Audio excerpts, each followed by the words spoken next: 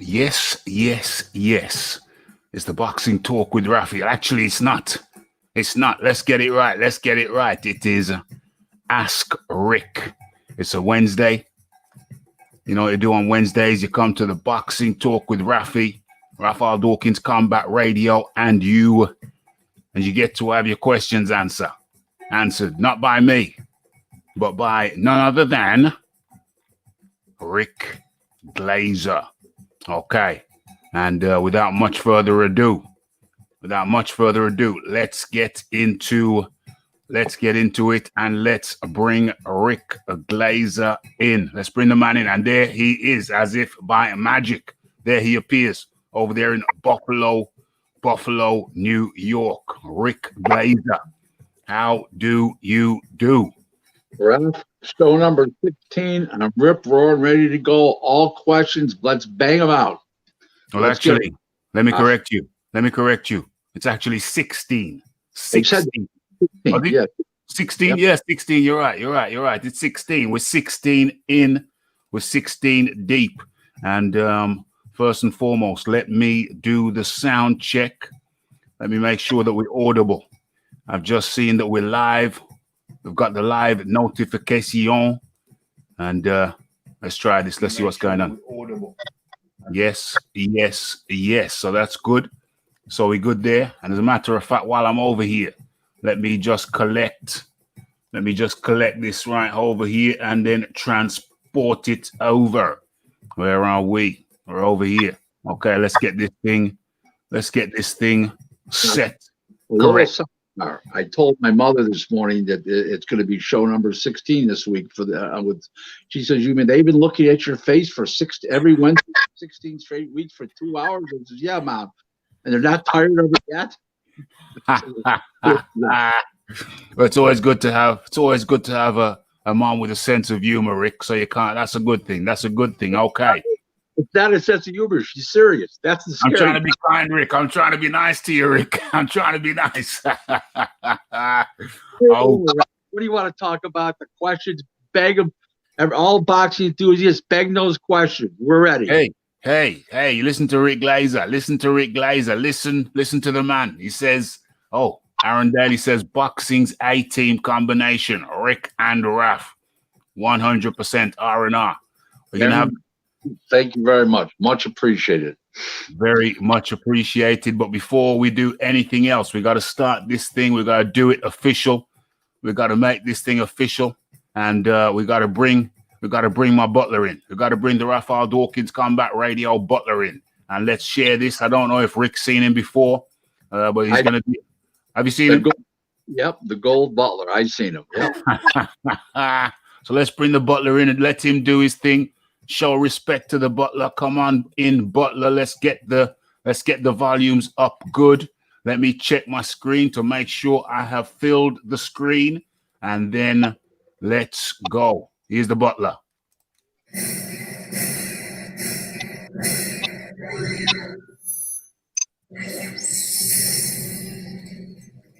Yes. Okay. Now it's official. And now I can stop sharing that. Boom.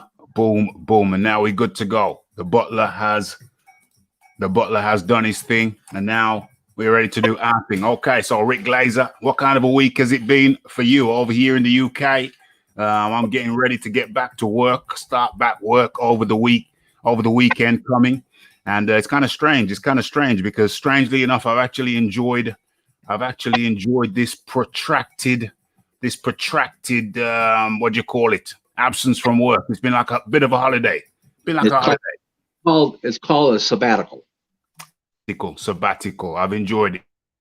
I have enjoyed the sabbatical, but now it's time to get back to work. So I've just been easing myself in. How's it over there for you?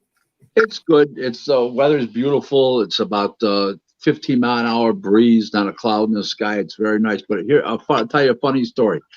Ralph, normally my wife sort of like doesn't order me around, but she sort of tells me what to do, and no big deal.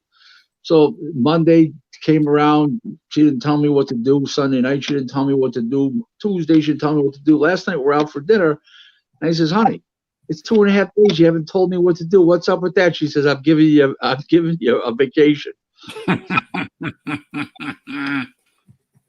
That's very decent of her. She knows to pace things. She knows about the pacing, knows how to pace these things out, and very decent of her. But now we get into the show. Everybody, get your questions in. Get your questions in. Of course, I got my questions, but you get a chance to ask Rick. That's the name of the show, Ask Rick. And I think Aaron Daly is quick off the mark, quick off the draw. Who does Rick think is boxing's biggest overachiever in terms of fighting, not having much God-given talent, but still winning world titles, etc., etc.? No contest. Jose Ramirez from Fresno, California. He is the WBC and WBO champion. He's not fast. His skills aren't great. I just wrote it on Twitter today. He gives 1,000% of himself. He's in tremendous shape. He's got a huge heart, and he gives it all every time he gets in the ring. And he's super prepared, and he's tenacious. I mean, you can't beat it. But by far, Jose Ramirez, not even close. It's not even close. I mean, not even. If this was an auto race, okay, the other guys would be 10 laps down. So that's Jose Ramirez. That's Jose Ramirez. Hold on a second. Let me just take care of the mic situation here. Okay. So again, it's gonna have to be one at a time. I'll be on, then you're on, and then when I'm on, I'll mute you, etc., etc. Okay. So that's how we're gonna do it. Okay. So let us crack on. Who are Rick's favorite or preferred commentators over the past 10 years, and why? Favorite commentator over the last 10 years. Some are analysts, some are play-by-play, but the overall best guys to me, Al Bernstein, never says anything that's incorrect, is a real professional, doesn't raise his voice too high. He doesn't sound like he's a funeral director either. He's like beautiful right in the middle. Teddy Atlas, because he's so enthusiastic and he's so knowledgeable. And I can relate to him because he's so knowledgeable. And Paulie Malignaggi is excellent too because I can relate to him, even though that he's a little irritating at times, some of the stuff he says. But he is correct on a lot of stuff, but some of the stuff's irritating. Irritating in the sense that, why now? You've watched this guy fight 4 or 5 times. Now you're saying this? Those are about the best to me. There's not many. I don't have much respect for the ones. Todd Grisham with the Zone. He's enthusiastic. I like him. He's smooth and enthusiastic, and he's knowledgeable. The rest of them are left out to hunger. They should be starving to death instead of getting paid. So that's about it I can think of offhand. OMG, Rick, telling you straight like it is, telling it just like it is. Okay, I think I'll go into one of mine before I go back into the chat, and let me have a look. Let me share the headline. I don't know if you've seen this yet, Rick, but I don't think you'll be 100% surprised. So let me share the headline and see how it's looking for you guys. Okay, so first of all, yes, Freddie Mars up in the building. Aaron Daly up in the building. Much appreciation for you joining us tonight or today, wherever you are. Let me get this a little well. I don't know if you can see this very well, but I'll read it to you. Frank Warren warns that Dubois Joyce could be postponed yet again.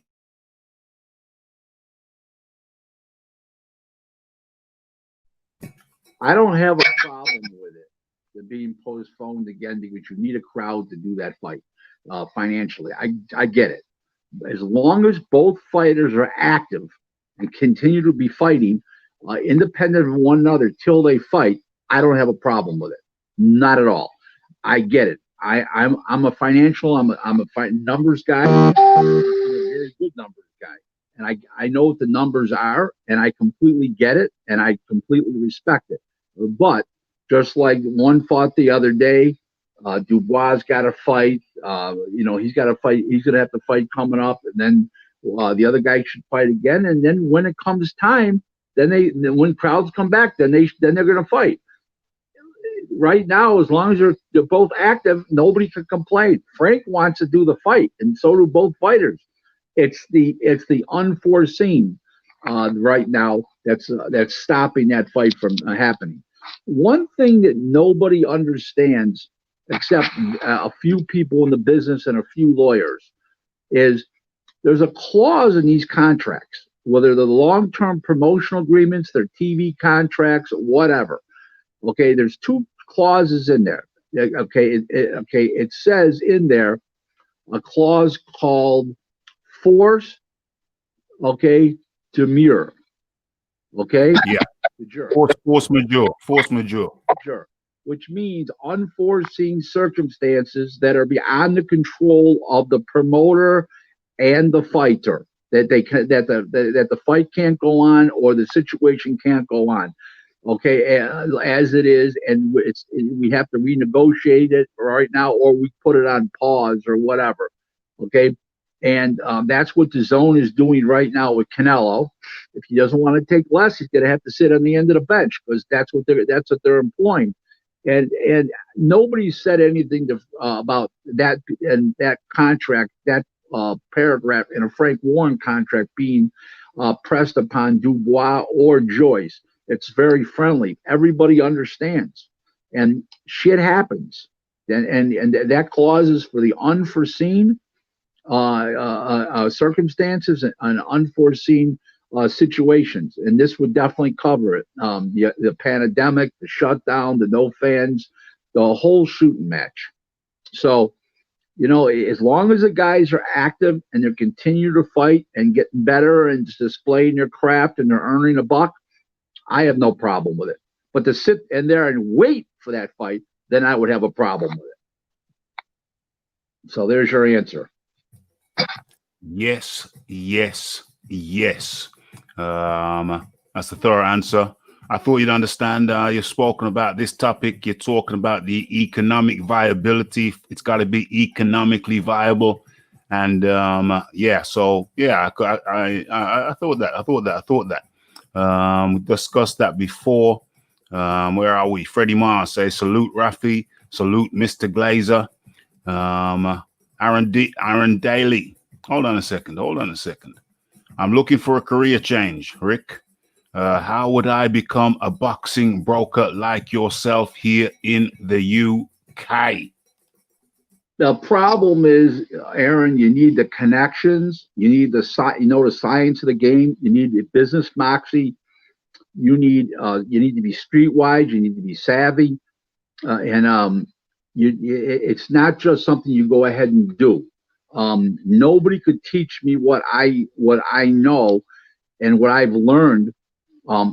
Various people have taught me various things, but no one person could teach me everything that I do know now. I had a lot of great teachers over the years. It started out with a guy named Mike Acree, who was Camacho and Duran's, Macho Camacho and Duran's promoter. He was Paul Spadafora's promoter. Then Bruce Trampler from Top Rank, who's in the Boxing Hall of Fame now. Ron Katz and Bruce Trampler, they taught me things. Then I met Don Majeski, and he taught me things. And then I was an international agent broker. Then I met Don King, and he taught me things. He taught me about the promotional part, that the rah-rah part, how to get the people to watch and the hypes. And these are even things I don't even do in boxing, but I know how to do them if I'm thrust into action. I had a promoter a few years ago knew that about me, and he said to me, he had some surgery done, and he said to me, Rick, would you run my company for 4 months while I'm out of action?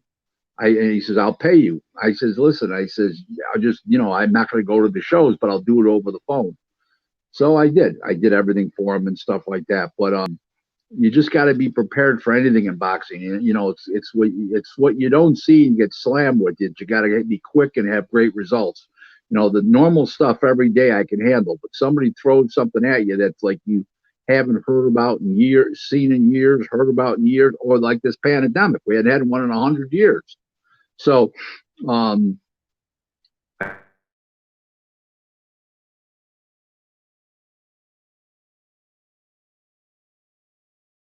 prepared for it at all times. And you just got to, Aaron, you got to swing from the trees, but you got to walk. You got to crawl before you walk, and you got to walk before you run.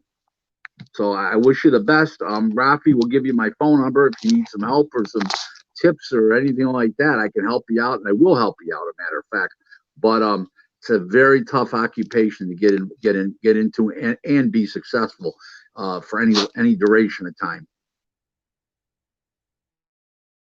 Yes. That's some good advice there from Rick, and good advice there from Rick. Where is the question again? I'm looking for a career change. How would I become a boxing broker like yourself here in the UK? Like Rick says, that would be tough going. If I had to add on, Rick's disappeared for a moment. He'll be back. Must have dropped off. If I had to add to anything to that, I would say, first of all, you'd have to, I think it would be wise to get associated with some kind of organization. Rick's back. I think it would be wise to get associated with some kind of gym. Start in one gym, get relationships in that gym, get relationships in other gyms. You got to build relationships like a spider's web. It's like a spider's web. Build relationships between different organizations in the area that you wish to work in. So you got to start building relationships. All about relationships. So yeah, good luck with that. Any help that Rick can give you, he will. Any help that I can give you, I will. And so good question. Okay, so okay. This is a good one. Well, I think we'll do one of mine and then we'll go back into the chat. So get your questions in, folks. Get your questions in. We're gonna go to one of mine and I'm gonna share it on the screen. Okay, so boom. Let's see if you're seeing that. Okay, so on this day, where is it? Let's move it up. Let's move it on up. Let's get everything nice and tidy. Okay, so on this day, Mike Tyson scores the quickest win of his whole career as he obliterates Marvin Frazier in 30 seconds. Gone in 30 seconds. Let's give you a little bit more. It was July the 26th, 1986 at the Civic Center, Glen Falls.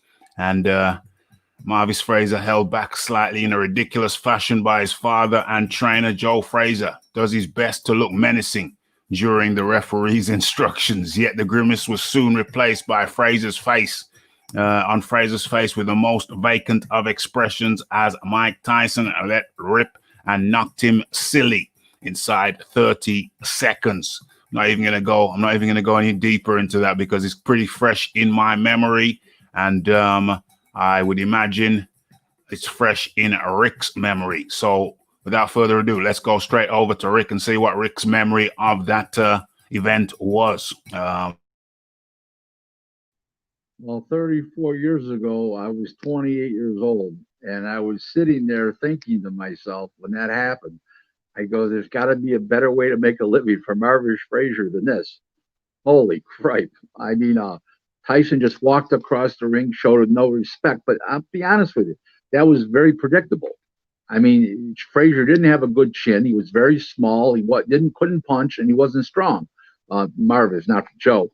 And Mike just had no respect for him, walked across the ring and literally decapitated him. And then he hit him. And then he hit him like when he was on the way down, when he was already knocked out. But he wasn't out. He wasn't down yet where he would have been disqualified. Just so it was on the way down, he was already knocked out, and he hit him again. I mean, that was frightening. I mean, that was really, really frightening. I mean, I watched it with a friend of mine. Okay, and the friend was a female, and girl I was dating at the time, and she said to me, she goes, "Oh my God," he says, "his head didn't come off." I said, "It was supposed to." He failed at that, and that was. I wasn't even boxing that time. I was 5 years before being in the business even. That was really ugly. Whoa. Boy, oh boy. It was indeed. It was rough. I remember that fight myself. And it was kind of explosive. I remember Joe Frazier I remember Joe Fresh said, I want to fight him. I want to fight him. He can't be that strong. He can't be that strong. It's impossible. Yeah, I mean, Joe had a lot of bravado in his career, and during his heyday, he backed it up. But he was, this was '86, not '66, and Marvis just couldn't hang. I mean, there's just not a prayer, and let's not confuse some of the guys Marvis beat with Mike Tyson. I mean, everybody knew that was going to be a public, a public decapitation, and that's what it was. I mean, it was embarrassing it was really ugly. And what's sad? What's sad? You got announcers that, like this thing last week with this woman got knocked out in seconds, and they get excited like this is great. That's not what boxing's about.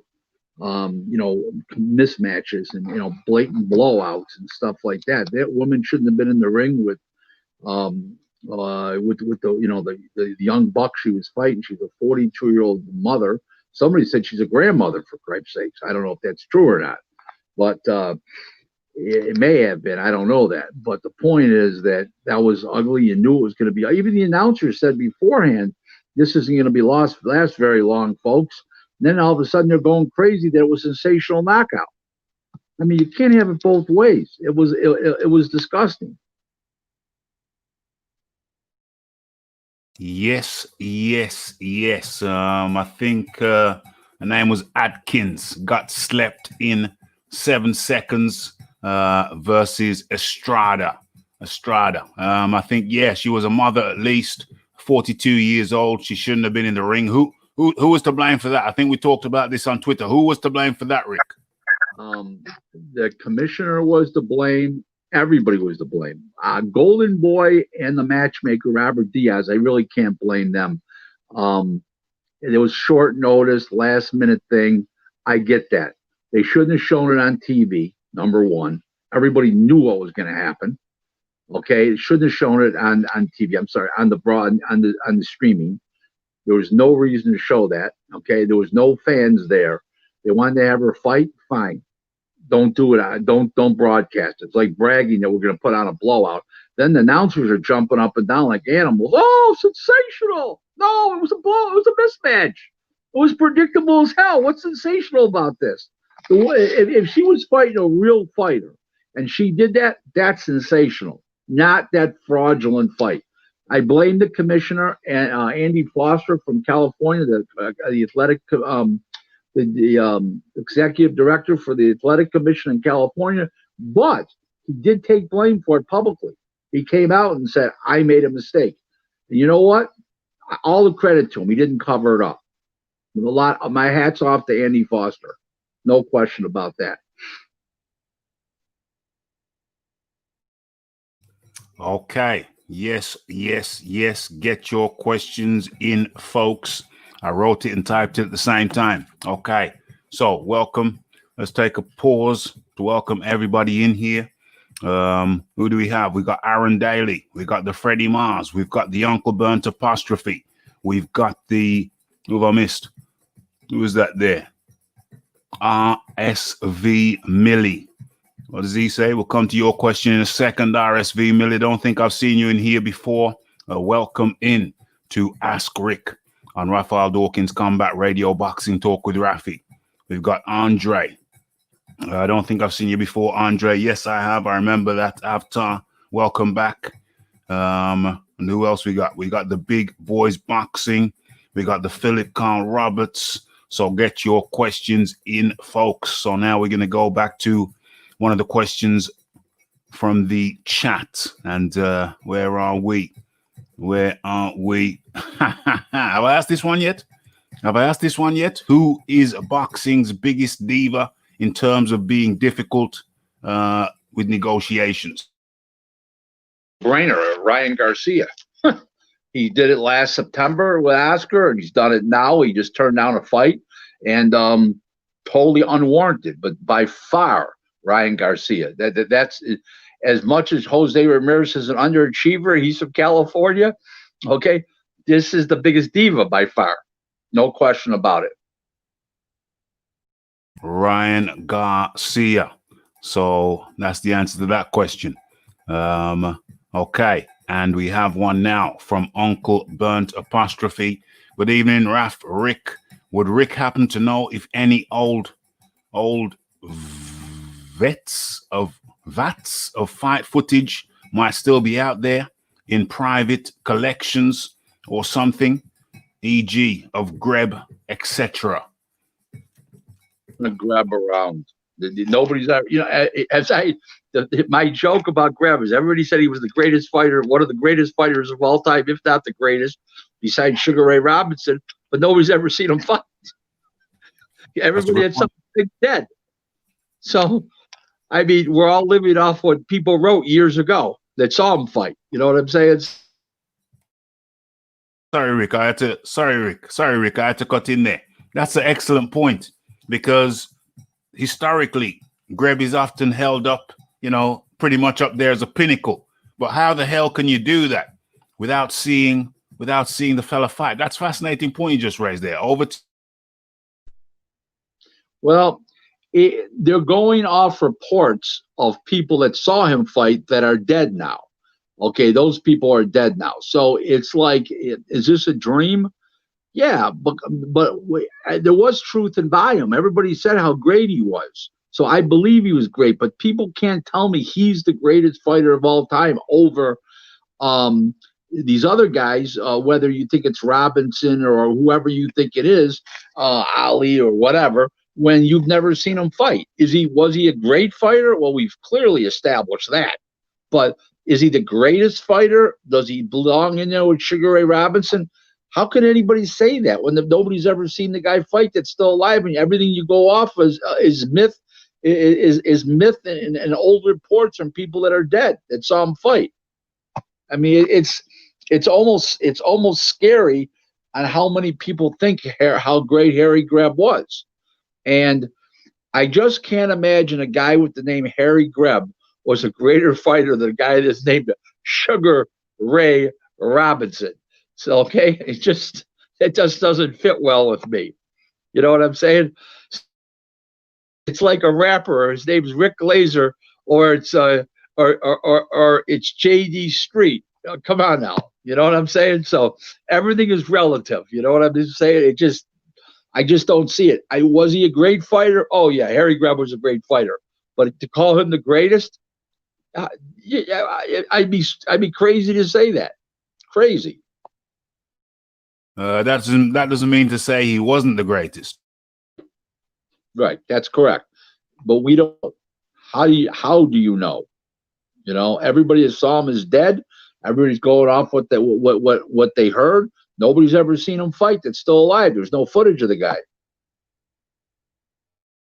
Well, that's a damn good point. Obviously, there's cuttings, newspaper cuttings, etc. So it's hearsay. We're just going on word, looking at the records. He may be the best. He may not be the best. But it's hard to say without seeing the footage. I think that's what we're saying there. I think I could agree with that. Raph, we know one thing. He's surely mythical and legendary. 100%. Very mythical. Okay, so Excellente. I was looking. Let's go. That was from Uncle Burnt Apostrophe. And another one from Aaron Daly. Much appreciation, Aaron Daly. You keep them coming fast. There's keep your questions coming in, folks. Excuse me. Okay, so I've always wondered why none of the sanctioning bodies have merged or being acquired, i.e. WBC buying out the WBO, etc. Wouldn't it pose a benefit for the sanctioning body? Well, I'll go first, Rick. Let me go first on that. They don't buy them out. Other ones just emerge. I mean, if the WBO bought out the IBO guy would just go, hey, thanks, buddy. Good doing business with you. And he'd go set up the IBW. Do you know what I'm saying? These things can just merge up, jump up anytime. But let Rick have his say on that one. Well, first of all, to stop that, what you said, Ralph, you get what they call a non-compete clause. that anybody who was involved with the IBO, if there was a buyout, I'm just saying to you, which couldn't happen, which wouldn't happen. But let's just say it was, you get a non-compete clause for like 10 years or something like that. So that wouldn't happen. But there's no reason for the WBC to buy out the IBO, because the IBO is not a highly recognized body, number one. Okay, number two is, this is what nobody understands about the organizations. Okay, nobody ever talks about this. But on Raphie's show today, on Ask Rick Questions number 16, we're going to tell you how these organizations were originally formed. We had the WBA. That was the number one premier organization in the world. Okay, then the people that were the executives with the WBA got in a fight with a whole group of people, and those people formed the WBC. Then in 1982-83, the WBA got into a big beef with a faction led by Robert Lee. Robert Lee left the WBA. He formed the IBF. Then in 87-88, the WBA fight with a guy named Pepe Cudero, who's now long deceased. And Pepe went out and starts the WBO. Okay? And the WBA has spawned 3 other organizations. Okay? And it's no different than what happened at HBO. Okay? Now, HBO pissed off Heyman, and he formed the PBC. They pissed Arum off, and he went out and went to Top Rank, and he brought Top Rank. He brought ESPN in the big time boxing. Then the combination of those two guys basically put HBO out of business. You can only marginalize and fractionalize a business of any type in a cottage industry to a certain extent. It's not like paper towels where they're worldwide and everybody uses them every day. And if somebody leaves Scott's and they start their own paper towel company, so they're going to end up with 1% of the market or 2% of the market. This is completely different. This ends up with a very big percentage of the market, and it has fractionalized boxing greatly. The organizations have the promotional organizations, the sanctioning bodies, but it all started with everybody fighting with the WBA 3 different times, and we ended up with 4 serious organizations today. And let me just tell you something. I hear stupid things like from years ago, oh, the WBO is nothing. The WBO today is just as prestigious as any of the other organizations. They're using the WBO titles now in every country in the world, including Japan. And Paco Valcarcel, the president, is as respected as anybody is in boxing.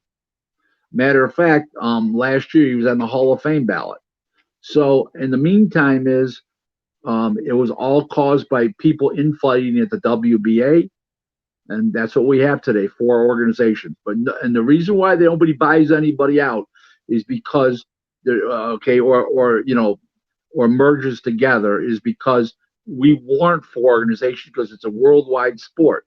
And if you had a whole bunch of challengers and the guys fighting twice a year, you only get 2 championship fights a year in that division. Multiply it by 17. Okay, and you only get 34 world championship fights a year around the world. And now you got a -1 for Gary Russell because he only boxes once a year. So now you're down to 33. Then you go to a guy like, Leo Santa Cruz, who only boxes once every 7 months. So basically speaking, is you're going to end up with about 32, 33 world title fights a year. And that's not enough to drive the economy of professional boxing. We need 4 world champions today. Now, people don't like to hear that, but that's what reality is. That's number one. Number two is, should the BC fight champion be fighting the WBO champ? Should the WBA fight the IBF champ? Absolutely. Should we have unification bouts every super fights and unification bouts every couple years? Absolutely. But That's the part that I have a problem with. But having 4 champs, it drives the economy about. And basically speaking, it creates a fantastic food chain for fighters, because even if they don't win the title, and let's just say they're non-heavyweight and they're getting anywhere from $100,000 to $1.5 million for a title fight. And I'm not counting Dovinchenko, who's fighting Charlo, and the mandatories get millions. But you're driving the economy up greatly in the food chain and professional boxing. So I have no problem. Don't forget one thing. Everybody's here for the fighters. In the business, we're here for the fighters. And that's what people forget. And I have no problem with 4 world champions in each weight class, as long as they do unification bouts every couple years. Fire away, Raph. Okay. Very well answered. That looks like it's going to be a video all by itself. Okay, and let's get to the next question. I've always wondered why. Yeah, so just to recap, that was a question there. I've always wondered why none of the sanctioning bodies have merged or been acquired, etc., etc. That was just being answered. And let's get to another good one from Aaron Dealey. Who's the friendliest boxer you've met that was surprising? For example, they have an arrogant or cocky persona, but in person they have been nothing but friendly and nice. Lennox Lewis would be by far number 1. Roberto Duran would be another one. Larry Holmes is another one. Alexis Arguello was always nice. Boom Boom Mancini. But the guys who I thought were going to be arrogant and standoffish were not. It was Lennox Lewis, Roberto Duran, and Larry Holmes. All 3 in person were fantastic. Okay, but also I came with them with credentials. In other words, where I was supplying Lennox Lewis for all the sparring partners, so that helped, and he knew that. Roberto Duran, I was the matchmaker for his promoter when he met me, so that was a reason why for that one. And Larry Holmes, when I met him, I supplied the opponent. When I first met him, I supplied the opponent when I met him for that show that he was on, and he knew that. So it was, I had good lead-ins with each guy, but they were completely different than I had projected them to be.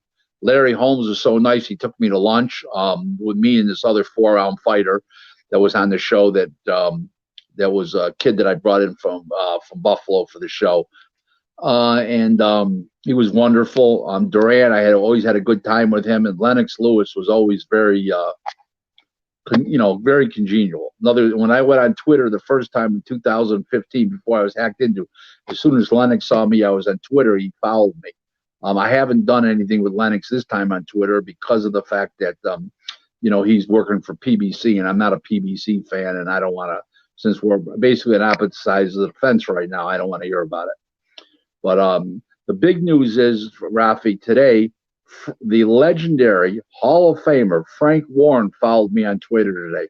And it's quite an honor to have a guy like Frank Warren follow me. And Oscar De La Hoya is following me, Bruce Trampler, Mark Ratner, all Hall of Famers. The top news guys boxing, the reporters, which is Mike, no particular order, Steve Kim and Mike Coppinger.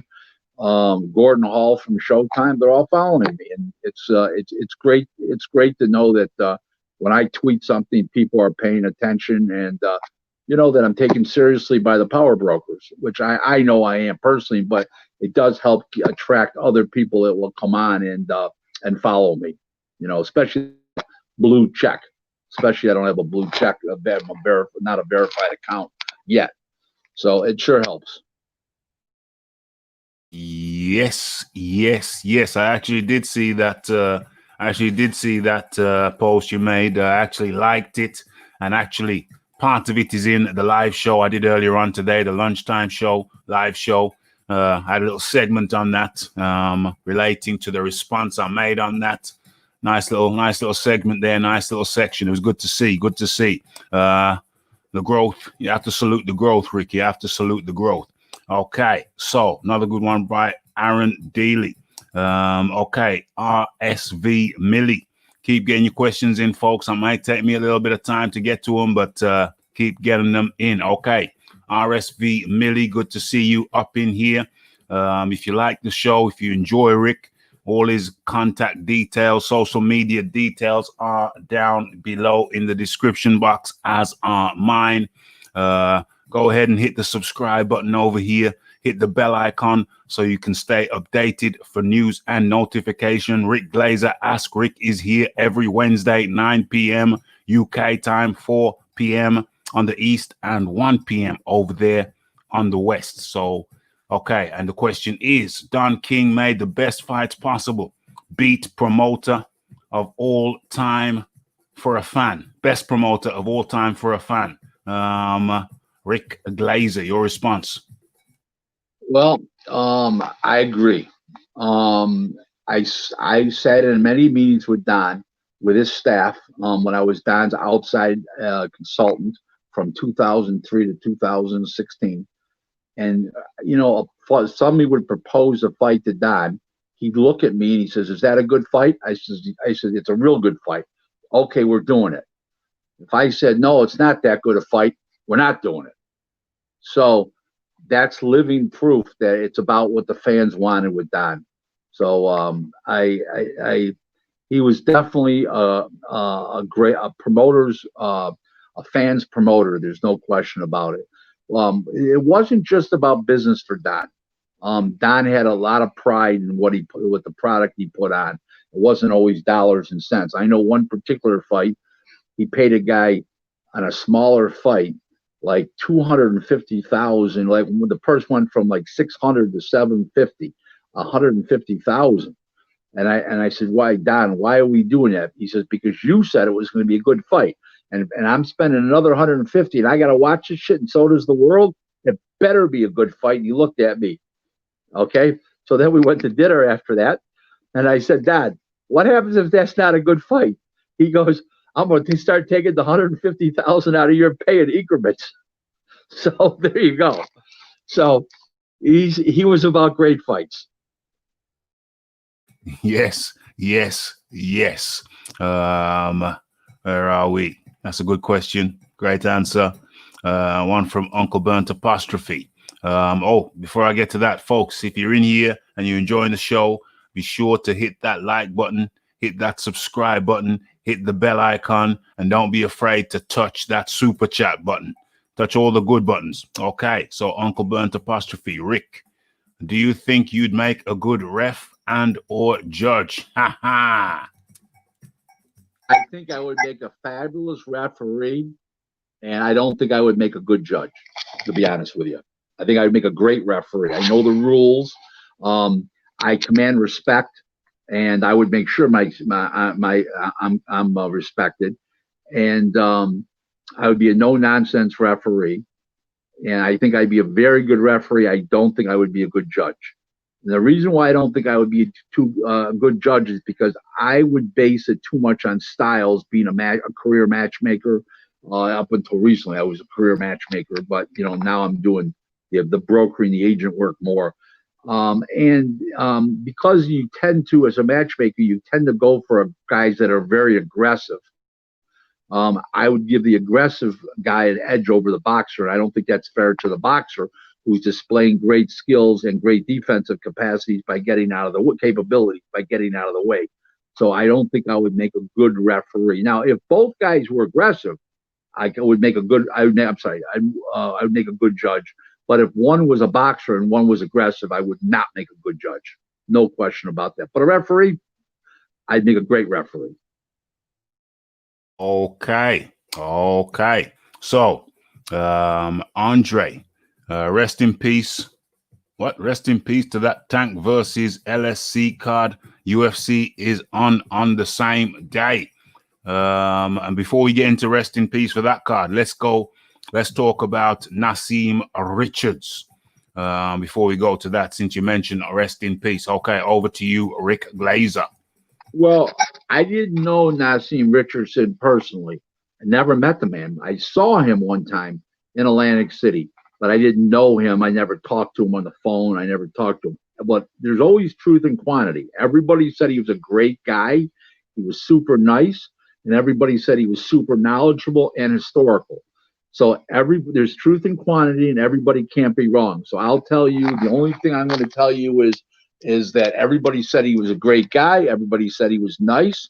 He was a gentleman, and everybody said he was super knowledgeable, and everybody said he was a great trainer.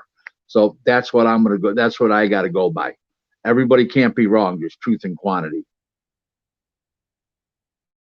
Truth in quantity, 100%. And that leads me to Andre's question, which triggered that question. So you have to say rest in peace, Nassim Richardson. Okay. And going into Andre's question, rest in peace to that Tank versus Leo Santa Cruz card. The UFC is on the same day. Rick Glaser, what do you feel about that? Well, with no attendance now, with the additional COVID testing protocol and procedures, the expense of it all, and the limited sponsorship and less foreign TV money, that show before UFC went on the air was going to be a financial loser, in my opinion. Okay? Now, if you lose just 10% of your crowd to Khabib on the same night that Dana White's putting that on, okay, now you're going to be in a financial bloodbath. I don't know what they're going to do, but that's going to be a stone loser. Remember something, everybody. When you have a normal pay-per-view show, under normal circumstances, this is what you have. You have pay-per-view, you have attendance, you have sponsorships, you have merchandise sales, foreign TV, commercial distribution, which means bars and restaurants, nightclubs, and all. Then the next thing is you have delay, which was the seventh one. You have delay, which is like a week, a month later, whatever. You are limiting their income right now to all this to basically just this: the pay-per-view revenue, some foreign TV because the economy's bad and the sponsors aren't there. Okay, and a lot of people won't buy the foreign TV rights. A lot of countries because they don't have the sponsors right now. Okay, and you don't have the commercial distribution like you did because bars and restaurants people are not populating bars and restaurants, and if they're allowed to be in them at all, they're 25% capacity. So you're not going to be able to do any of those revenue streams like you normally would. So them losing 10% of their just 10% now to Khabib, that's going to be a financial bloodbath on October 24th for PBC and Showtime. No question about it. A financial death. Yeah. It ain't looking good at all. Rick, just a quick question. Would it be feasible for the card to be moved 1 week earlier or 1 week later? I don't know what's feasible because I'm not looking at the schedule. But don't forget, there's other fights the same night. When they move them, there could be another fight the same night. Or Dana White got a hard on for Espinoza. He'll put something else on that same night. Again, once they move it, once they plant their feet in that date, then he'll put something else on. Maybe on free. Maybe it's free on ESPN, the app, or something like that. That's basically they pay for it by the month or by the year. So it doesn't spell good with no fans, limited foreign TV revenues, limited sponsorship, very limited commercial distribution right now. It's not looking good, folks. Believe me, for that card to be a financial success. I see a bloodbath. Financial. Damn. It ain't looking good at all. Okay, let's go to a couple of my questions. Stephen Fulton says, I found my own lane by beating undefeated fighters. Rick Glaser. Well, I give him a lot of credit. He's a good little fighter. Let's see how good he is when he gets hit with a double left hook to the body by Angelo Leo. And if you can, and how long he can move around and stand up with Angelo Leo. I don't know who's going to win, but it's going to be a hell of a fight. And the winner will emerge as a player in the 122-pound division as world champion. So it makes sense to want a great fight this Saturday night on Showtime, no question. But fighters trying to build hype. He's beaten a few undefeated guys, but I don't think that's going to win or lose him the fight on Saturday night. It's how he performs this Saturday night is what he should be looking at, and let the past be history, ancient history, except on your record, and he should be thinking about Saturday night.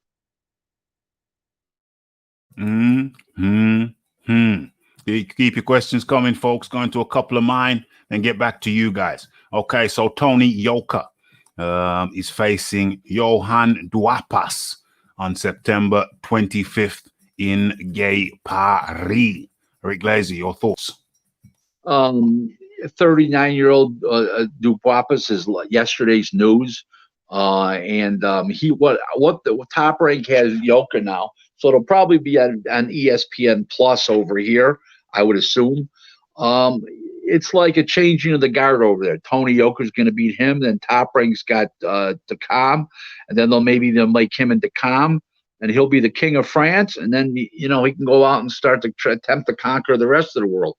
But you got to conquer your own country first, especially a boxing country like France, who's got only like 2 to 3 heavyweights that could stand up.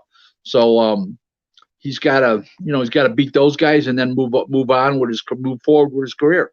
So I would think that Yoka's too fast, too tall, too rangy, too fresh for an old timer like Duapas.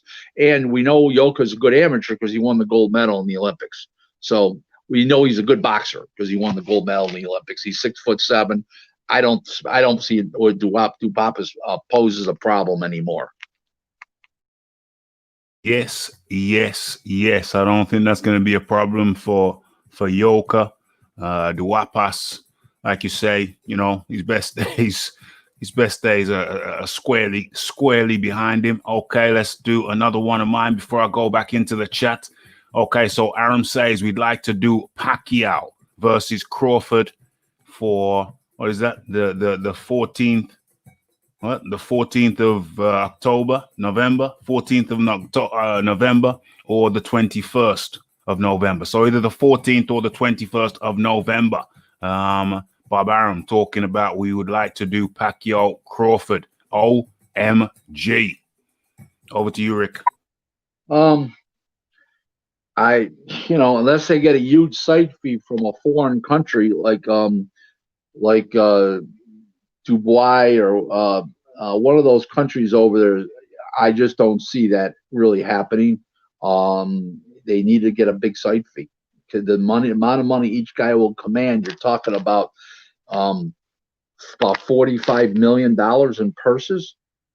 I mean, that doesn't spell well for just a pay-per-view revenue right now. You need a huge site fee from a foreign country or a foreign investment group to do it somewhere in another country. It's just not going to happen right now in the United States under these terms that we're dealing with.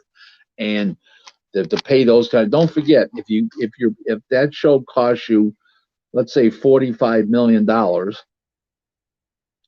got another $5 million in production costs, travel, and undercard. So you got a $50 million show. Now, just to give you an example what that means.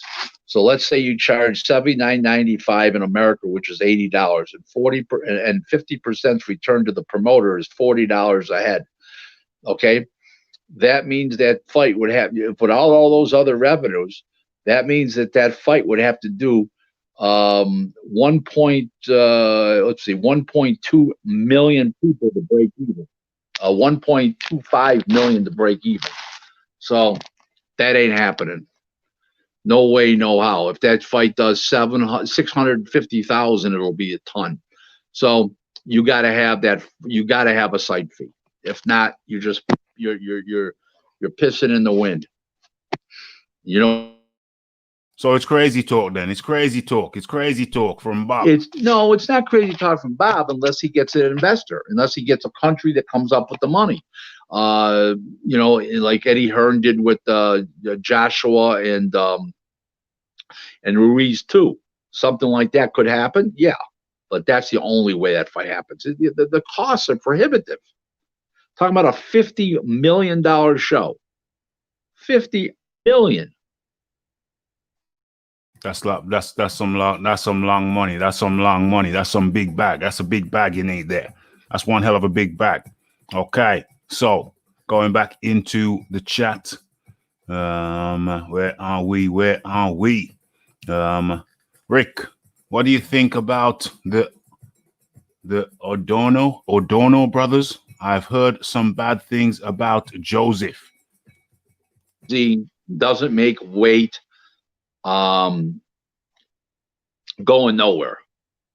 Absolutely going nowhere. So, and speeding to obliviation. You know, I can't speak for Top Rank, but if I had him, I would be frustrated with him right now. He didn't fight the last show. He just, you know what? He's overweight. He doesn't make weight ever. He doesn't want to give when he's not making weight. He doesn't. The other fighter misses weight. He doesn't want to take. He doesn't want to. He doesn't want to take money for it. He wants to just. He wants to just not have him fight. Just he's dictating, and he's not in a position to dictate. He's just another. He's just another guy in boxing, and you know he's no star in my book. He can fight a little bit. Got some talent. He's got some punching power, but he had a draw with a stiff 2 fights ago, or a fight ago. He had a draw with a stiff, you know, half a stiff, a journeyman fighter. Going nowhere. Joseph. Going nowhere.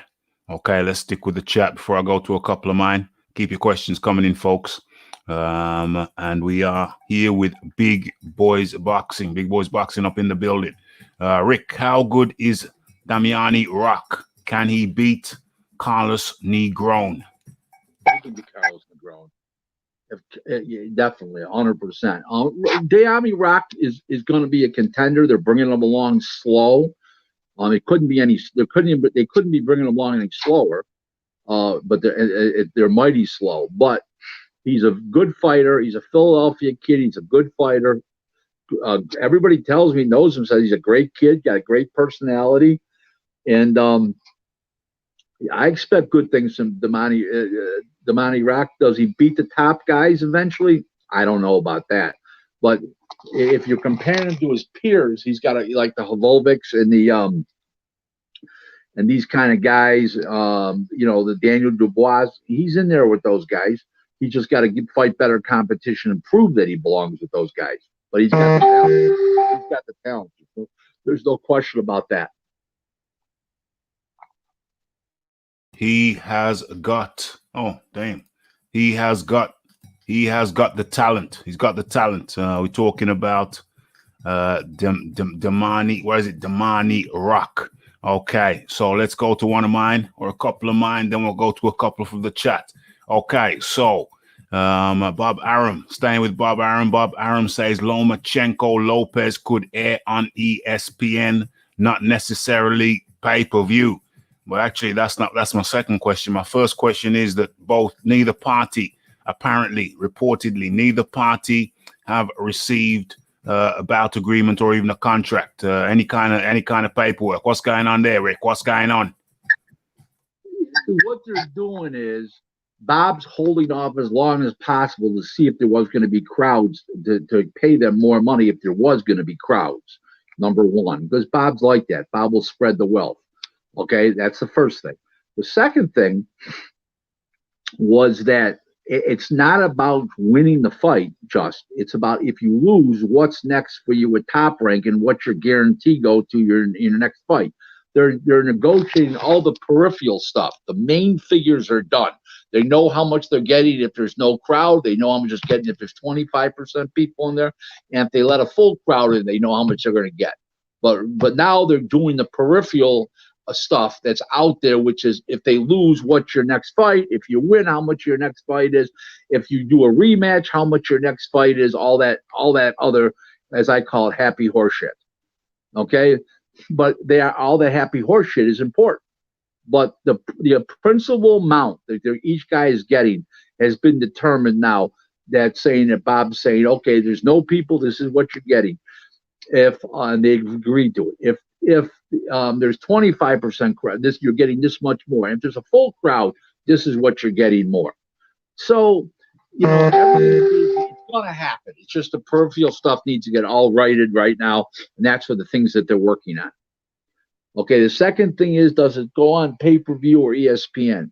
I hope for the sake of boxing and the brand ESPN that it goes on ESPN or the app, especially regular ESPN, because it'll help Teofimo tremendously. It won't help Lomachenko because he is what he is. He's still Lomachenko. But it'll help a young guy like Teofimo, and as exciting, as much charisma as he has. If he wins, he'll be a mega star. Now, the next question is, who's going to win? Well, I've said everybody. This either Teofimo does the Ricky Hatton, or does the Ricky Hatton to Costa Zoot to him, or Lomachenko does the Joe Calzaghe to Jeff Lacey thing to him. It's one of the two. There's no in between to me. Talking about Jeff Lacey. How do you rank Jeff Lacey? How do you rank him? Back in the day, he was a legitimate world champion that got exposed badly by the greatest super middleweight of all time, and he couldn't. And obviously, Jeff Lacey couldn't fight a left-hander. I mean, that was very evident. Like he fought like he'd never seen a left-hander before, like he had no left-handed sparring. The funny thing, the guy was an Olympian. The guy was in 1 million amateur fights. I mean, I just don't know what he was. It was like he never saw a left-hander before. He looked like he never had gloves on against a left-hander before. That's how bad he looked. Well, just between me, you, and the goalposts, I might be talking to Jeff Lacey very, very shortly, Rick. Yeah, he's he doesn't talk real well anymore. So be careful what he says. Don't get anything confused. Because if you thought 15 and 16 sounded alike with me, wait till you hear how he talks. Uh-oh. Okay. Cautionary tale. Okay. So let's go further on.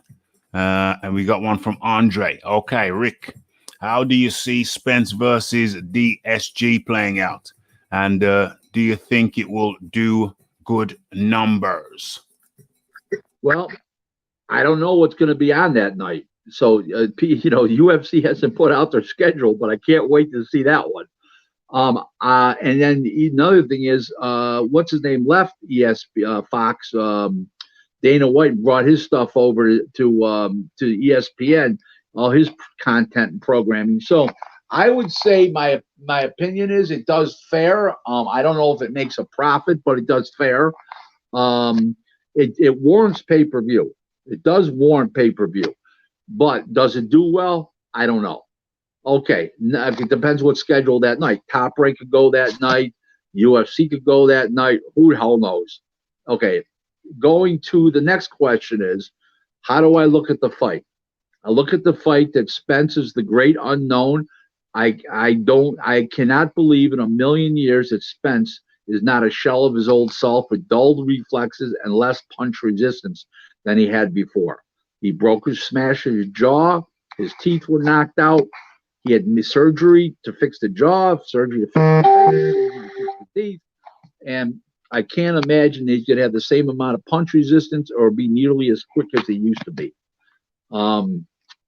It'd be hard for me to fathom that. And I think it's a big step up, because if he loses, he can say, hey, I lost to a really good fighter, and he got a lot of money for it, rather than lose to a guy who's not that good, really embarrass himself. And if he loses, he can set up a rematch, because people will buy a rematch. So he can get paydays out of it and go on from the game. If he loses to a stiff, he's got nothing, number one. Number two is, you can't get a lot of money fighting a stiff. His pay would be limited. So he's probably getting three to four times as much to fight Garcia as he would have anybody else that was available for a fight, except a Keith Thurman maybe or a Pacquiao. Yes. Okay, so let's go to a couple of mine if I can pull them up quick enough. Where are we? What is this? Koki Ito decides to retire from boxing at the age of 32. Japanese fighters as a whole don't stick around. They lose one or two fights. Most of them quit. They were champs. They lose. And, he's just another example. Part of the reason why is because boxers in Japan are national heroes. So it's easy to get them a job as a beer company, as a representative, or public appearances, handshakes, glad handers, this type of things. And if you depreciate yourself and diminish yourself too much, then you don't get those jobs. So you go out with on a good note, or respectability. You get those kind of positions in Japan because fighters are national heroes there. Well, in America, that doesn't happen that way.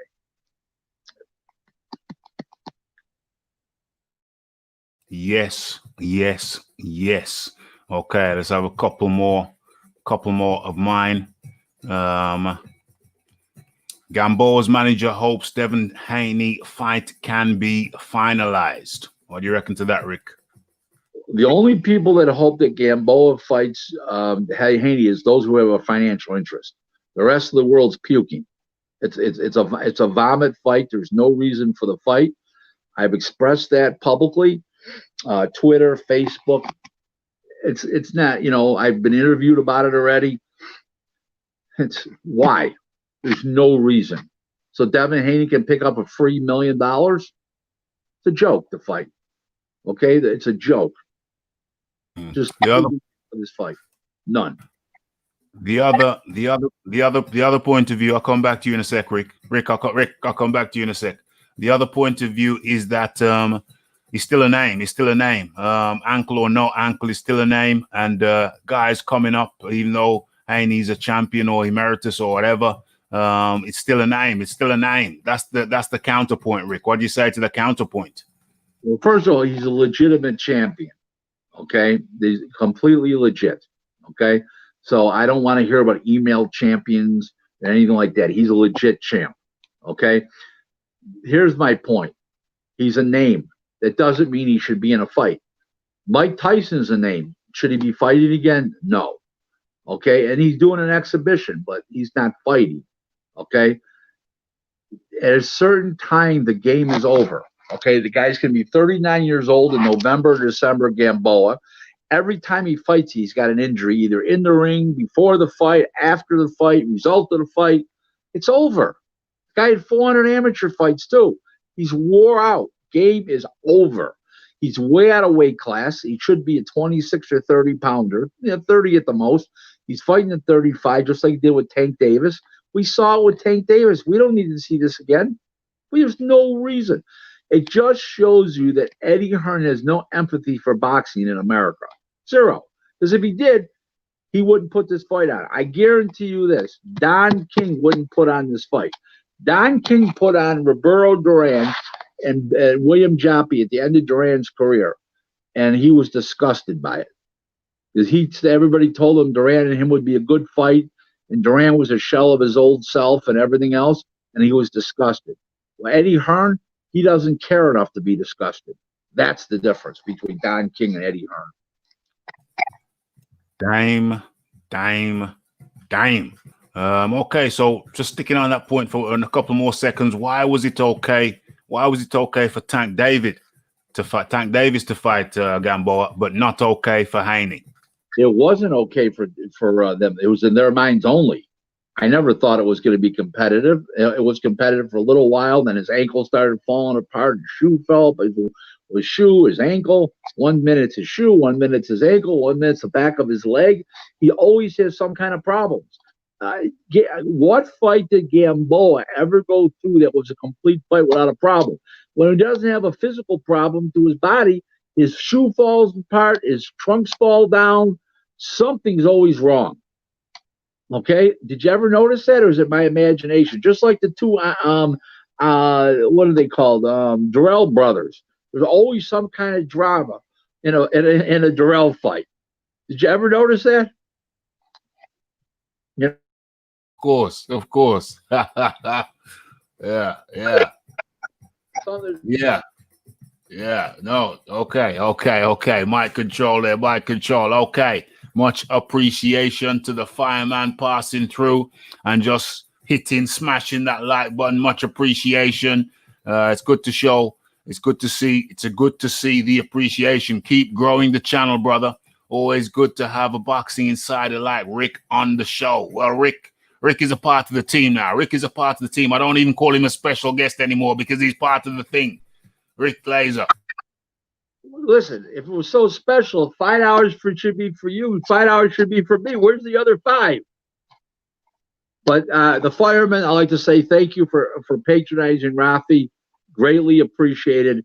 You know, I love being on this show every week. Like I say every week, I look forward to waking up on Wednesday mornings knowing I'm going to spend 2 hours with Raph on the show talking to boxing people about boxing enthusiasts about questions that never get answered by anybody else, and I'm here to answer them on Raph's show, and I am on a couple other shows, not regularly as a guest, but Raph and I, we're going to be a regular thing. I can just tell without ever dating. I can just tell we're a regular thing, but we're not dating. Well, Rick, guess what? That's the first one from the fireman, and guess what? Boom. Boom, boom. He's doubled up. He's doubled up, Rick. He's doubled up on it. He's doubled up. Fireman, you didn't have to do that. Rick was only joking, but it's 100% appreciated. 100% appreciated. It's nice to... Oh, damn. Where's the procedure? ×2. That's much appreciated, fireman. Much appreciated. Outlaw comes in, rides in. The outlaw rides in and says, Rick tells the truth. Well, that's why he's here. That's why he's here. You know, this is the Truth Teller channel. You know what I'm saying? We don't like to mix up with any kind of garbaggio. We just like to spit the truth like bullets. The fireman said, appreciate the boxing knowledge 100%. 100%. And that's the fireman just passing through when he can do. Has been rocking with the channel for a long time, isn't often in the live, but it's nice for him to pop in and just say, what's up? I appreciate that, fireman. Been rocking with the channel for long. And I've just seen a question which I don't want to miss. Where are we? Andre says, love the channel, Raph. I appreciate it. As a matter of fact, Andre, if you could tell me how you find the channel. If you could tell me how you actually found the channel. Every now and then, when I see new people, I like to find out how exactly they found the channel. So much appreciation goes out to all of you guys. Okay, good question here from Andre himself. Rick, what do you think about the Gary Russell Jr. calling out the Bud Crawford, saying he broke his jaw in sparring way back when, long time ago? It doesn't matter. Shit happened when they were kids in amateur boxing. As professionals, I mean, they're in 7 different weight classes: 26, 30, 35, 40, 47. I mean, come on, there are 5 different weight classes. You know, that was then. This is now. Okay, and you don't know what Crawford weighed then. You don't know what Russell weighed. You don't know if Russell was training hard and he was at the end, and when he called just got in there in the beginning of camp, you know, when they were amateur. Who knows? You don't know this. I don't even know if I believe it. I'm not saying I don't believe it, but there's so many factors involved there. It's incredible. But it's a funny thing. I've never heard this story till now, and Crawford's been around for 12 years now, and nobody's ever talked about this till now. All of a sudden coming out with this now, something's wrong there. Yeah. It's very, very strange. Very, very strange. Okay, let's stay with the chat. Loving the channel. Much appreciation, Andre. Where are we? Is Rick Glaser going to join the LDBC anytime soon? No, no LDBC, Lions Den boxing community, nor Haymanite, and nor the Agenda Crew. Can't forget the Agenda Crew. These are three separated groups that are the common denominator. They all love Al Heyman and Deontay Wilder and PBC, and they all hate Bob Arum and Top Rank, and they all love Earl Spence, and they hate Terrence Crawford. And they're just, what it is it's a bunch of guys that are racist, and they have a little boxing knowledge enough because they watch, but they don't understand the business of boxing and why shit happens and why shit doesn't. They don't have a clue. And then they come on and they write comments like, I don't know what I'm talking about, but I've made a living at this for 29 years now. It'll be 30 years in January. So I guess that I got more right to it than they. I have more rights to me than wrong. But they say I don't know what I'm talking about. But my accountant tells me much differently. My CPA tells me much differently. He says, Rick, you do know what you're talking about boxing. The results are there. OMG. OMG. So let me set this thing properly.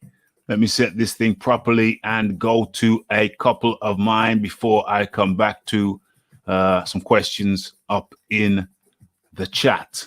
Okay, so where's this thing jumping around? Okay, so Jamel Herring is back in camp and he's focused on Oquendo. And then he says he wants Frampton. What do you reckon to that, Rick? I think he's one of the nicest champions ever. I think he ranks up there with Boom Boom Mancini. I think he ranks up there with Alexis Arguello, a sweetheart of a guy. I was on an hour Zoom with him. The Zoom was 2 hours. He was on for an hour. Then he had to tend to his kids. Great guy, love him. Been with him in person several times. Let me just tell you, this is a blessed human being. He was a national amateur champion. He was a U.S. Olympian. He was in the Marines, which is our top, our top military over here. He was a Marine.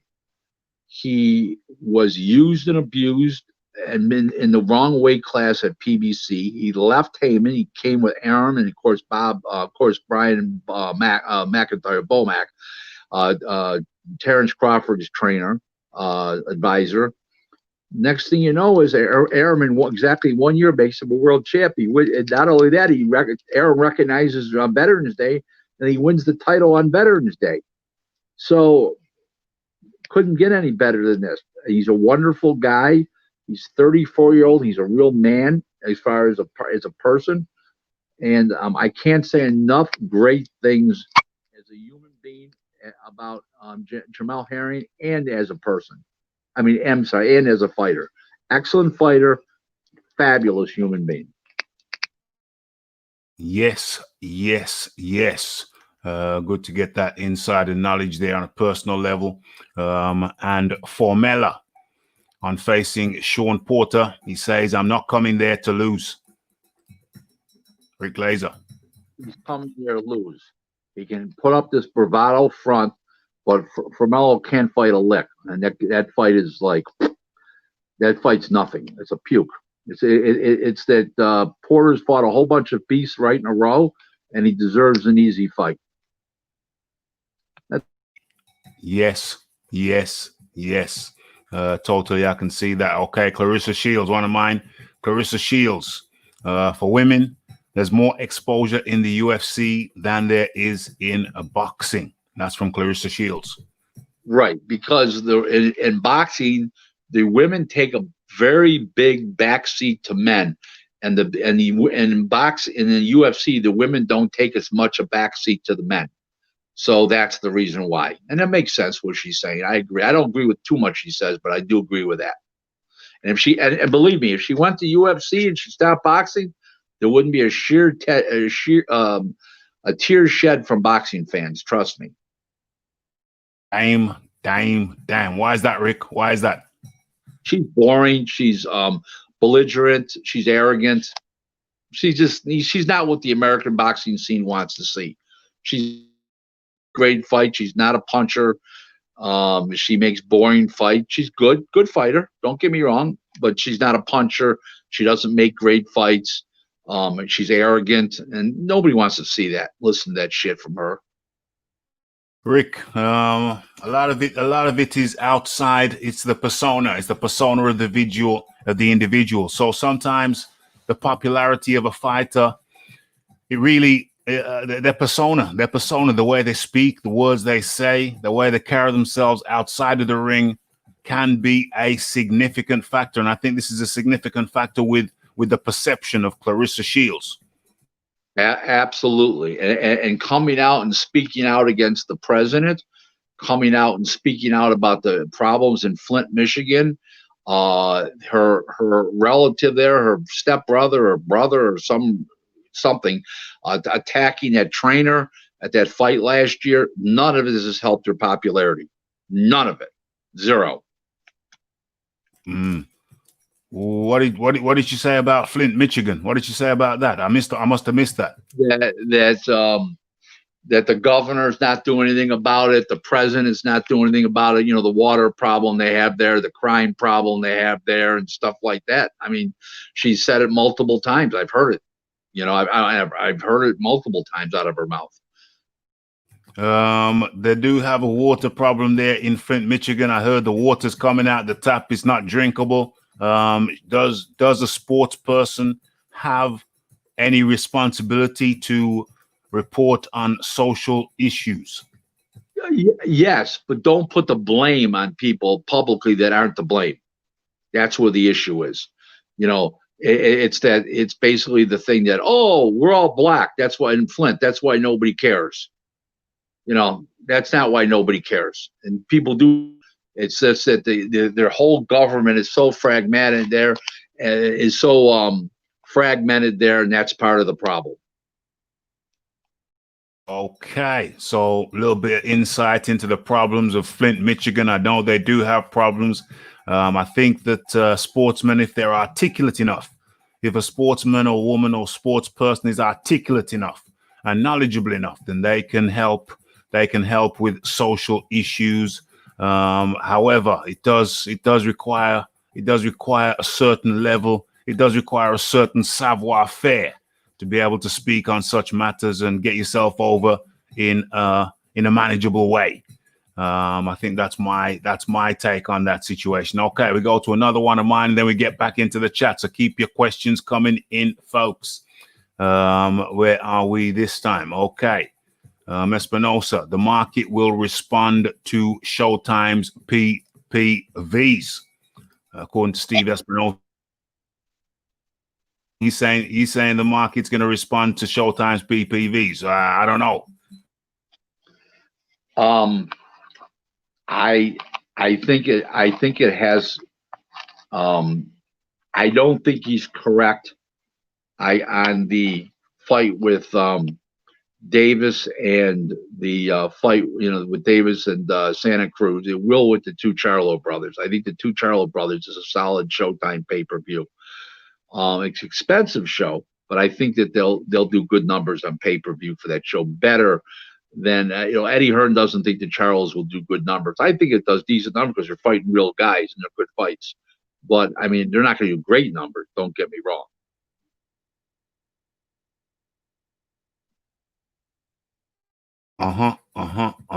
Okay, so back into the chat with the questions. Don't forget, if you just got in here or you've got in here and you're enjoying the show, be sure to smash that like button. If you just got in here and you've never been here before, Rick Glaser's information, social media information is in the description box, as well as mine. So don't be afraid to give him a follow on Facebook, on Twitter, and likewise my good self. Okay, so back. Oh yeah, and if you have not hit the like button but you're enjoying the show, please do so. If you've not hit the subscribe button and you're enjoying the show, please do that. And if you want to receive notifications, which is sensible, if you want to know when the shows go live, then I recommend you hit the bell icon and select the appropriate option. Notifications. Hint, hint. Okay, so thank you. And where are we now? How many more fights do you think Virgil Ortiz needs before he's ready to fight the big fish? About 3 or 4. I think that he needs to fight a southpaw, because Spence is a southpaw, Crawford is a southpaw, so he's got to get ready, like a Ray Robinson, for that. And then maybe after that, a Jesse Vargas, maybe 1 or 2 more fights. You know, a year from now, he's the real deal. But you know, I don't see him beating Crawford. Number 1. Number 2 is he wouldn't have beat the old Spence. He may beat the new Spence. Okay, well, you know, this guy's a shell of his old self. So he's going to be a shell of his old self. Does he beat Danny Garcia? Does he beat Keith Thurman? He's got a good chance right now to beat those guys. But he's got a good chance. To be sure, he's got about 3 to 4 more fights to go. So a year from now, how's that? Yes, yes, yes. So Sergio Martinez coming back at 45. Is the date set for August 22? You know, it's a question. I normally answer every question, and my answer is this: I have no fucking clue why this guy would come back at age 45 when he was a deteriorated guy when he left the ring back 5, 6 years, 7 years ago, what it was. Game's over. That was then. This is now. It was what, 5 years ago, maybe. The game's over. Is over. The game is over. Where's this year? Yeah, this year. I saw a great picture of James Toney and Mike McCallum today. Rick, did you ever work with either man? I never worked with Mike McCallum. He's a very nice guy, good person, very knowledgeable as far as the boxing part goes. James Toney, I never worked with him directly, but I supplied opponents for his non-title fights up in Michigan. And I also supplied a lot of sparring partners for him when he was managed by Jackie Callan.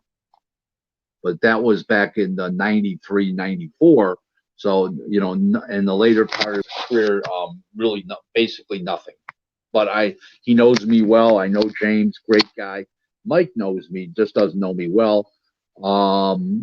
But James is a great guy, a lot of fun to be around. And he loves his cigars, and he loves his, I don't know, that drink he drinks, that kind of whiskey he drinks. But he's what I call a legitimate party animal.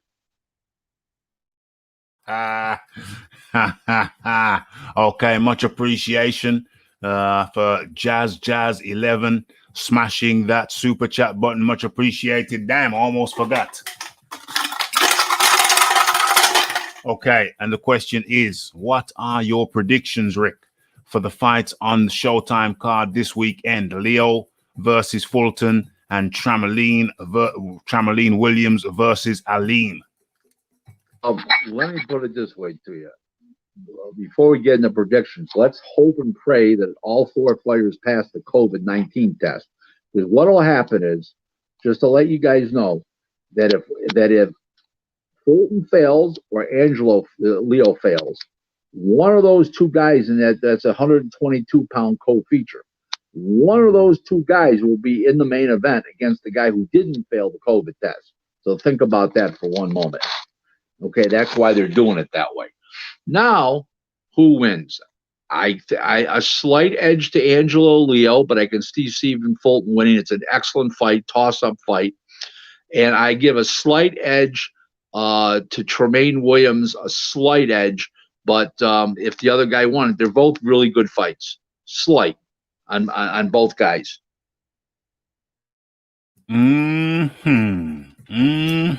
Okay. I've got to bang out some of my questions now, because in the last show I realized I had a bunch of questions I didn't even ask you. So I got to make a point now of getting off the questions I took the time to write down. Okay. So we've done the Gervonta Davis versus Leo Santa Cruz.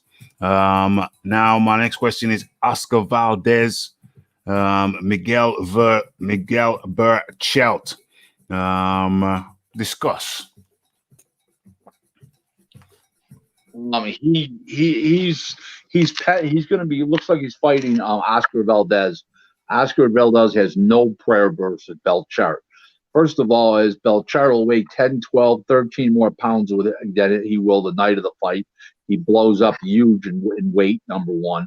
Number two is he's way too strong, too powerful, and Oscar Valdez, even though he's undefeated, he's on the back nine. Not even a question. His performance on ESPN last week was just quasi, and he's an undefeated fighter who was a world champion, relinquished his title because he couldn't make the weight anymore safely, and he's truly on the back nine without ever losing a fight. Dame. Okay, so quick one. This is a quick fire round, Rick. It's a quick fire round. Who will Canelo Alvarez fight?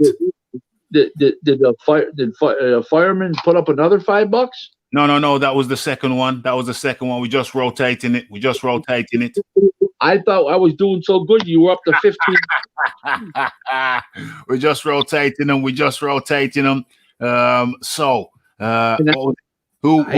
will Canelo fight next? They're fighting right now about his purse, so he's probably not going to want to fight McCallum Smith. Maybe McCallum Smith or John Ryder to me. One of the two. If they pay him the big bucks, then he'll fight McCallum Smith. If they pay him less, he'll fight John Ryder. That's my opinion. Okay, so Mike Tyson, Roy Jones. Mike Tyson and Roy Jones have taken Canelo's Cinco de Mayo spot. Discuss. Well, Cinco de Mayo doesn't matter this year. Everybody's forgetting that. There's no fans allowed. So what's the difference? If there's fans allowed, then it's a big deal. There's no fans allowed. So what is the big deal? So everybody's making a big deal out of that. It doesn't matter. If Cinco de Mayo means a festivity of the weekend, and everybody's off, they take that Friday off, they take that Monday off, and every Mexican in America and in Mexico, it's a big holiday. We don't have that this year. There's no fans there, so there might be Cinco de Mayo, but it'll be on the down low, and it won't be at a box, and it won't be in Vegas at a Canelo fight. That's all there is to it, because you're not allowed people, so it doesn't matter. You're not allowed people, so it doesn't matter. Last week, we answered the question about how Taylor Pursoon will go down. I think we said that I think we acknowledged that Pursoon may have won the first one. I don't know. What do you think happens in the second fight? What do you think? I think Katie edges it out this time properly. I think Katie's got more experience now, is getting better. And I think that she's come to that next level. And I don't think that they would be making the fight if they didn't think she was going to win and put to sleep the first fight. 100%. So Mike Tyson, the price is out. It's going to be the PPV. It's going to be $49 over there in the US of A. Discuss. I don't know. It's not boxing. It's an exhibition. It's not a fight. It's exhibition. I'm glad Mike's picking up a big payday. I'm glad Mike's picking up a big payday. I'm glad there's a lot of recognition on boxing because of it. But it's sad that recognition comes from two guys that shouldn't be in a boxing ring. Yes. So I'm sort of torn on that whole deal. But I'm glad Roy and Mike are picking up paydays. I'm glad they're earning. Yes. Sound issues cleared up a little bit for the moment, so I don't have to keep muting. What's the next question here? Neither Lomachenko. I've covered that one. Neither Lomachenko or Teofimo Lopez have received a fight deal yet, but we've covered that. Okay, so Akoli versus Glowacki for the vacant WBO cruiserweight title. Looks like it's going down. Wasn't it Glowacki who retired the other day, or somebody else? I don't even know what fight is this. I didn't hear. WBO cruiserweight title on the undercard. is the Polish guy, and who's the other guy? Lawrence Okoli, the English guy, Lawrence Okoli. You haven't heard about that yet? That's fresh news. Yeah, if it was, I wasn't paying attention. Sometimes when I'm eating and stuff, and something happens, I don't even remember. So, or maybe the Yankees were playing on TV, or who knows why I missed that. But I don't know anything about it to comment on it right now. Ask me about it next week, and I'll look into it. How's that? Fair enough? Hey, that's fair enough. That's fair enough. And Jazz comes through again. Is it likely there has been no drug testing for White versus Povetkin? Dang. I don't know anything about it, but obviously if they test one, they test both. I don't know, but these guys have failed multiple times in their careers. I don't know what to expect. Who knows if the fight will even take place till they're actually in the ring and the bell goes off. I mean, somebody could fail a drug test at the last minute with COVID testing. Somebody could fail. I don't know, but it's definitely two guys with a storied history of ped use. No question about that. Yeah, well, I gotta start the alternative view. I think Dillian White's only failed one test, the last test, and that's where he got banned for 2 years for drinking an over-the-counter pre-workout drink. The last test that came back as irregular, he was cleared of. So I think that's not a test. Cleared of it, but there was more than suspicions on that too. So I mean, the reputation's there on both guys. Let's put it that way too. Well, yeah, some people do feel that way. Some people do feel that way. I mean, we got them grouped in together, Ralph. You know what I'm saying? Well, no. I mean, I just say it like this. Dillian White has failed one drug test, and that was for an over-the-counter supplement. That's my position.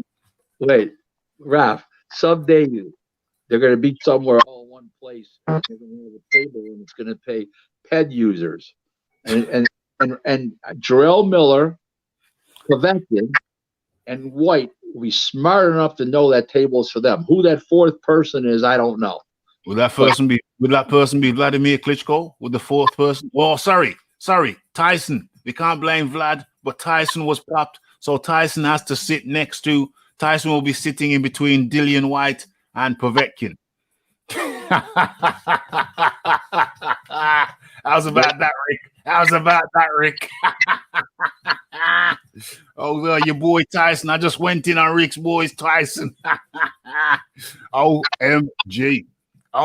That ball meat excuse, Rick. I don't know. Your boy could have come up with something better than that, Rick. Come on, please. Ball meat intestines, the tripe. Come on, Rick. Talk to your boy. Okay, moving swiftly on. We're trying to beat the clock now. We've only got a few minutes of Rick left, so let me bang them out. Let me look for the best questions. You're not really a UFC guy, but let me put it this way. Outside of being you're not a UFC guy, but Khabib versus Gaethje. We talked about it a bit, but we've got to mention this. Khabib versus Gaethje. That is going to be a big impact show for combat sports fans. Rick Glaser, I got to tell you, I've got people coming in on the show and they're saying, listen, I'm not even a UFC guy, but some of their cards recently and some of their fights, it's made me buy their PPVs. Rick Glaser, what say you? The reason why that they've been able to make such good fights during the pandemic is that they don't need a crowd to make a profit because they pay the fighters so little. They must basically get 500,000 a piece in the main event. Fighters are getting 5 million, 10 million, 20 million, 15 million, 28 million, 35 million. That's why we need crowds to make big fights. UFC doesn't need crowds because they're not on the same. Their fighters are not on the same pay scale.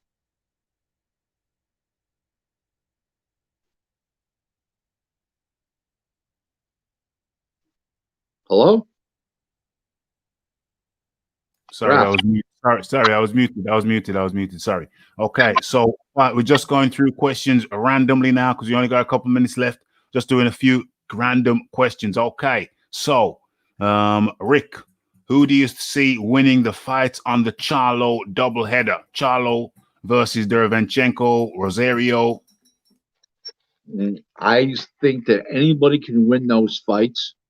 They're both fabulous fights. I look forward to that night. Yeah, I'm not a PBC guy, but I love the fight, those two fights.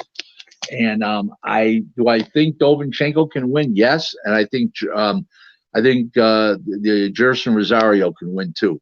So I love both fights. Will the Charlos win? If the Charlos end up 1-1, that's a successful evening. They could end up 0-2. If they end up 2-0, wow. So yes. The sound issues have returned, so I'm muting. We're muting. We've got a couple more minutes. It's been an action-packed show. The questions have not stopped. Trying to go to questions asked by people I haven't touched on before. So, Chopstick, okay. Manny Pacquiao went to PBC to avoid Bud and fight easier opposition. Discuss. There's no question about it.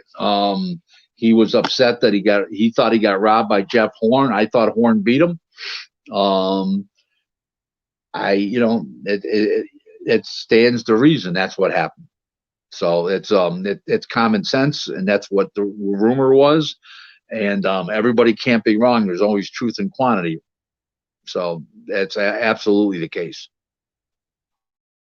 W Designs, go check them out for all your design needs. They're on the interwebs, they're on the internet for all your design needs, computer, websites, etc. TW Designs, go check them out. Okay, so I think this is going to be the last question. Sorry folks if I didn't get to your answers, your questions, but this is going to be the last question. Gotta let Rick carry on with his diet. We've had him for a long time.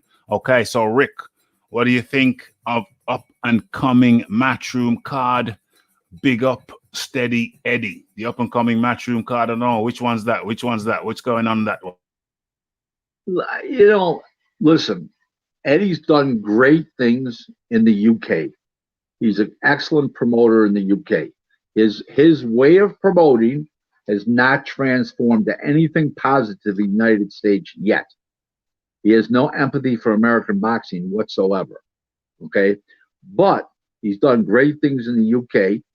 And if I was DAZN, I would give Eddie his DAZN dates that are based in England, and take his DAZN dates away in the United States and give some of them to Oscar, because Oscar's guys, the Ryan Garcias of the world, the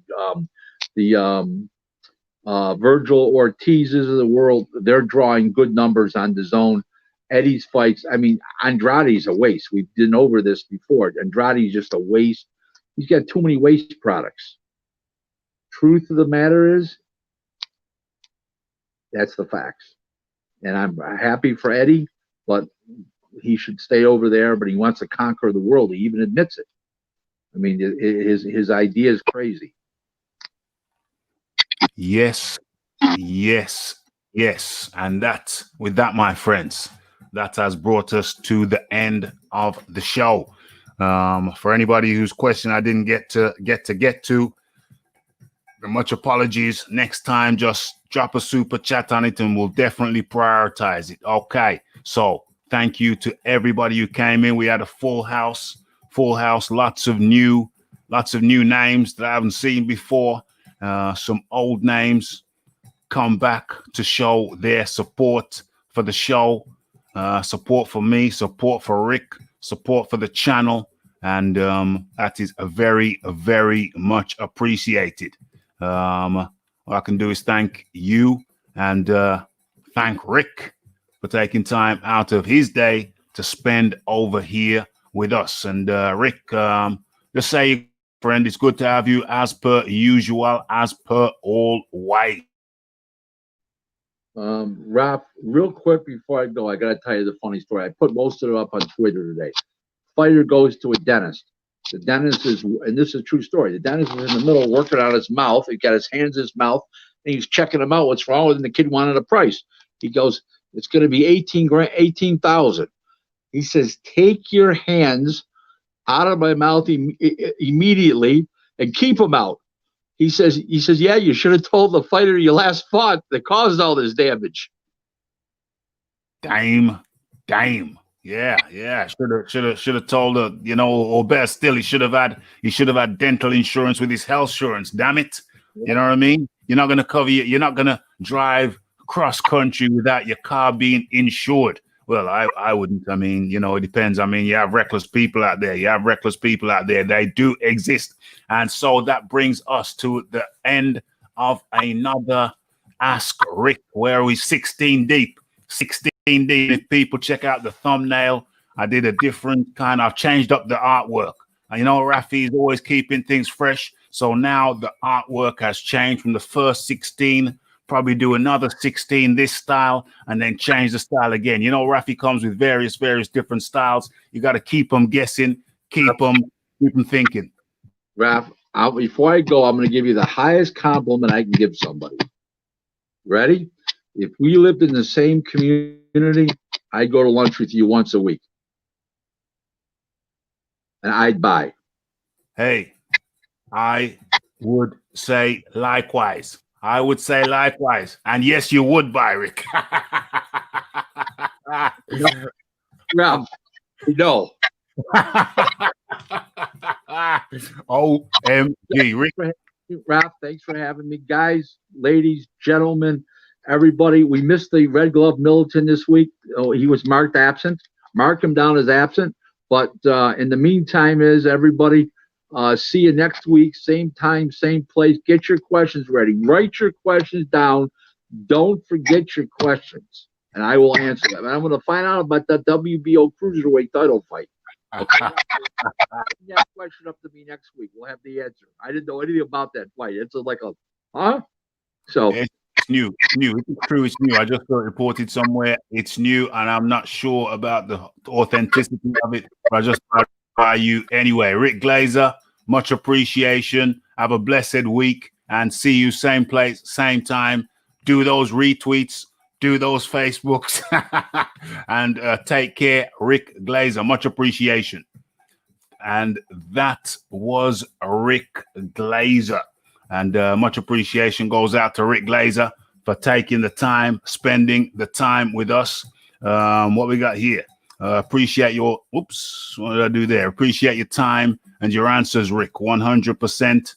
A very informative and insightful show. Thank you, Rick Glaser, and thank you, Raphie. Yes. This is the one-stop destination on a Wednesday. Well, it doesn't matter what day, whatever day it is, you can hit the replay button and catch it. If you don't catch it on Wednesday, you catch it on Thursday. Replay it on Thursday, Friday, Saturday, Sunday, Monday, and don't forget we've got a full playlist of all of the Ask Ricks. I've been meaning to play the first one back because I don't always play a show back, but I'm tempted to replay the first one. When Raphie met Ricky, that was the first one. That's in the folder, the playlist. So I think I'm gonna give that one a little. I'm gonna give that one a little looky tonight after this show. Well, I've got about an hour's work to do after this show. Got to get the social media in order. I have to make a copy of this because YouTube are withholding my live shows for 12 hours. So I'm going to have to make a copy of this and then post it up.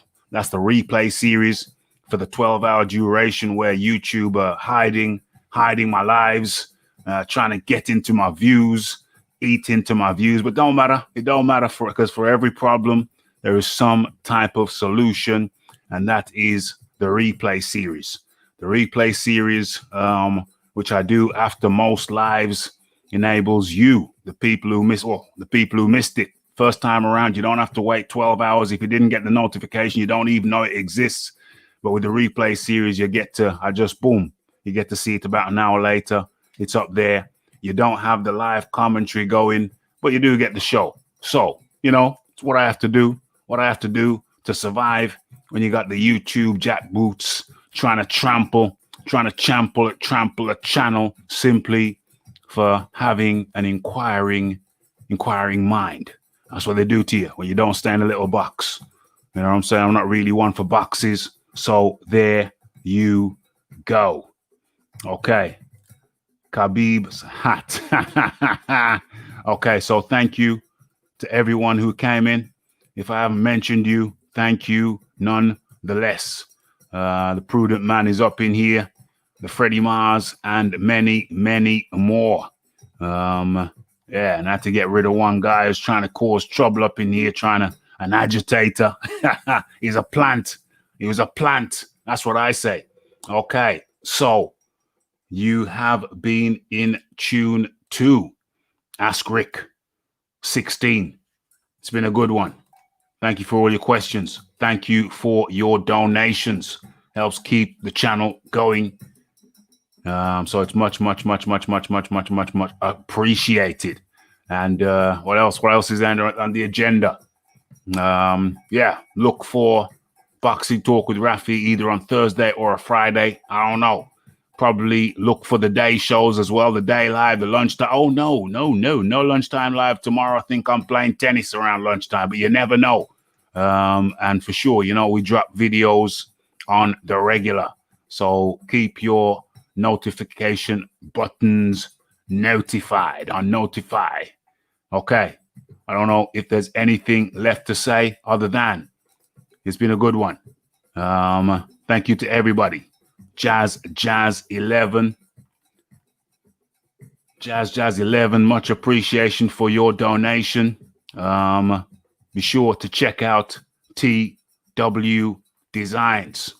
Check them out on the web for all your design needs. You want your website built, etc., etc., etc. Designs of all kind. Thank you to the fireman for coming here and showing your support. Okay.